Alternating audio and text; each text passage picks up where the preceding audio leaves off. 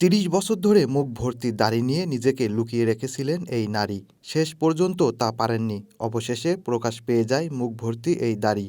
এই দাড়ির পিছনেও রয়েছে এক রহস্য। ৪০ বছর বয়সে একদিন রাতে স্বপ্ন দেখেন। এরপর সকালে ঘুম থেকে উঠে দেখেন ২-১টা দাড়ি। এরপর থেকে বাড়তে থাকে দাড়ি। তিনি ১০ বছর ধরে চুরি করে এই দাড়ি ওঠানোর চেষ্টা করেন। তবে একসময় তিনি অনুভব করেন, আল্লাহ যেহেতু দাড়ি দিয়েছেন তাহলে এভাবেই থাক। সেখান থেকেই তিনি রেখে দিয়েছেন এই দাড়ি। কেউ নেই, পেটের দায়িত্বে আসি পড়ে একা, ভয় তো করে। কেউ যদি থাকতো তাহলে তো আর এরকম থাকতো না, কারো সংসার নেই, ছেলে মেয়ে নেই, স্বামী নেই, খুব কষ্টে। আমি তো কষ্টের কথা বলতে পারি না, আমার বই ৩ কেন হয় ইতিহাস। তা কাউকে বলি না কোনো কিছু।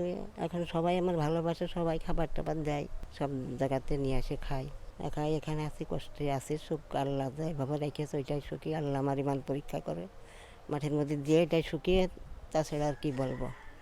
তা খুব কষ্টে একা থাকা, একা খাওয়া, কিছু নেই, কোনো কিছু নেই। খুব কষ্টে ১০ জনের কাছে চাইয়ে নিয়ে এসে খাওয়া, সবাই দেয়, সবাই ভালোবাসে এই জন্য।